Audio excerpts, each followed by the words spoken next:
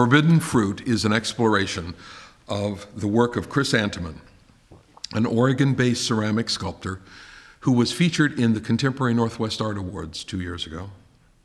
She is an artist who was offered a residency at the Meissen factory, which has started a studio program where they invite world artists to come and experiment and sculpt with porcelain in the great tradition of Candler, the 18th century master.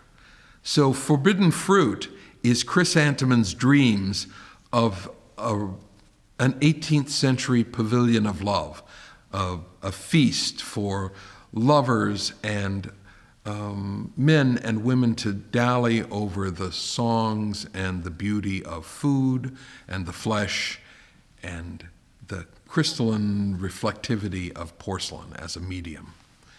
It's going to be an exhibition in which you will see the invention, really, of a 20th century response to an 18th century sur la table, this kind of landscape of sculpted porcelain that begins with a temple, a Baroque temple to love, columns, a roof arcade, and then inside the temple is a feast, a banquet of fruits and wine and men and women, clothed and unclothed, gathered around this table.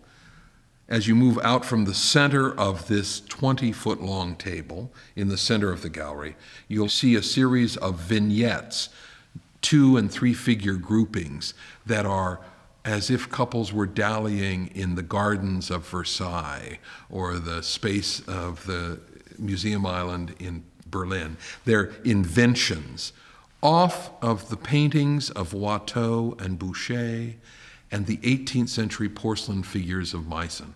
So Forbidden Fruits is Chris Antemann responding to the great history of porcelain as it was developed at Meissen, the 300-year-old factory that created porcelain at the highest standard.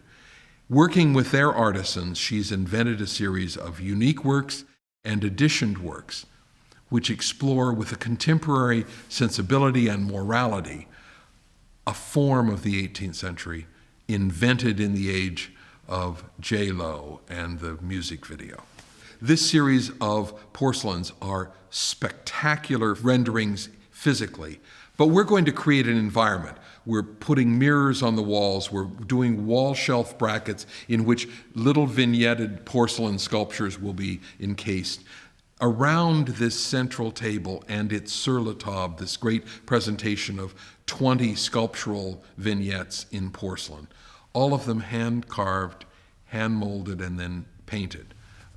I think it will be the first time our audiences have really seen serious porcelain coming out of a tradition that our collection doesn't have, and yet speaking in a vocabulary and an attitude that is very much today, this moment.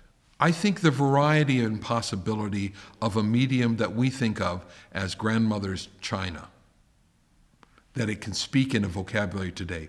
I know when she was part of our Contemporary Northwest Art Awards, people were delighted by the humor and the craft.